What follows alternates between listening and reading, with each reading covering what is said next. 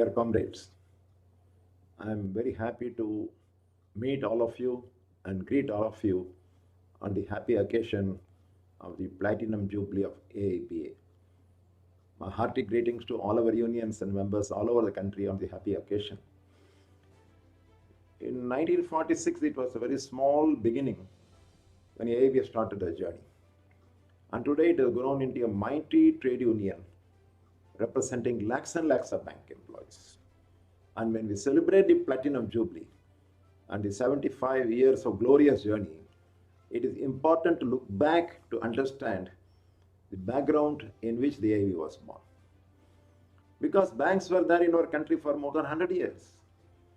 So when banks were there, bank employees were there, bank managements were there, but there was no union. And employees could not dare to think of a union because they were afraid that management would dismiss them, they would lose their job.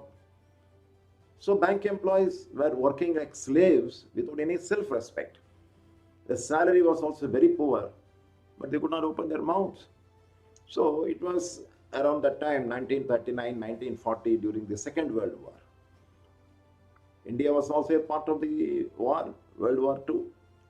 India was supporting British against Germany and Italy and others. During that wartime, the experience was that prices of all commodities went up like anything. But bank employees' salary was very less, and so they suffered like anything. So these timid bank employees were watching what to do.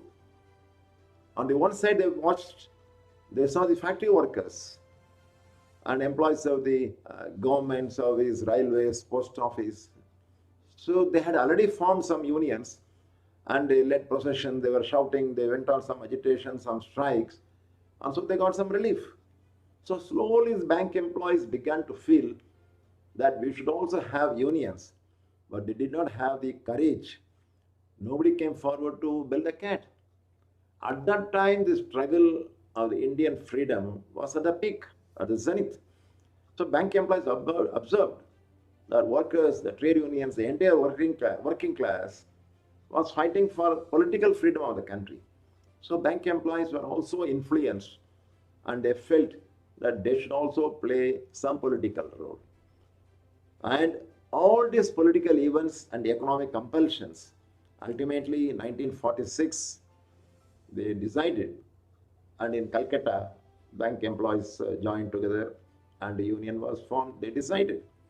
At that time, the Communist Party of India, leaders like S.A. Donge and many others, they gave total courage and support and guidance to the formation of the All India Bank Employees Association. So that's why even today, in AIBA, we have a special affinity towards the Communist Party. We are not affiliated to the Communist Party, but we are very close to them because all through they have helped us. Secondly, bank employees in those days had the bitter experience of begging before management, going and representing, giving memorandum, petition. But the bitter experience that management never gave anything to them. But at the same time, they saw the workers. They already formed unions. They are going on agitation. And they saw the politics of the workers, not only in forming unions, but in fighting.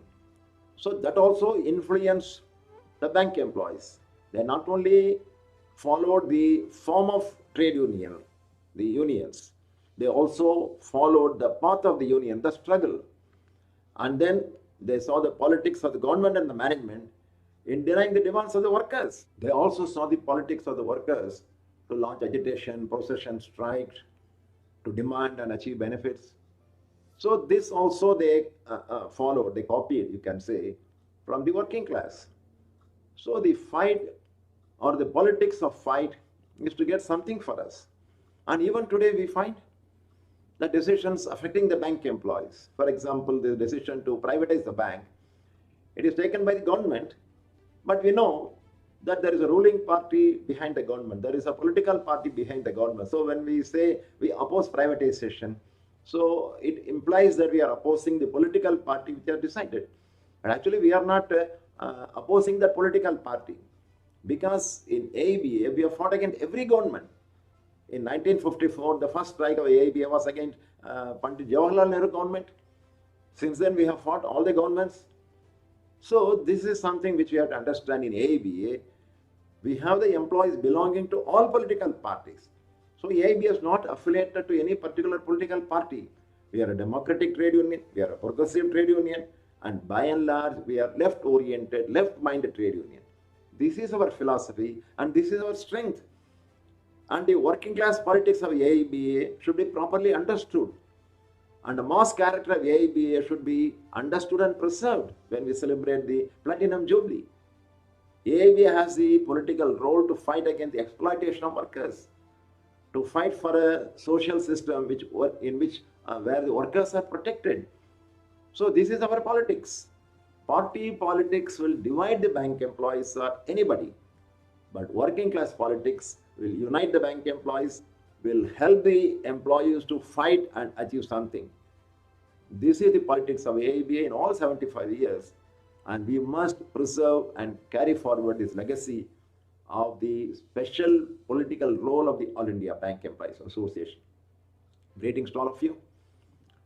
Let us celebrate the Platinum Jubilee in a big way to go forward to the centenary of the All India Bank Employees Association. Thank you.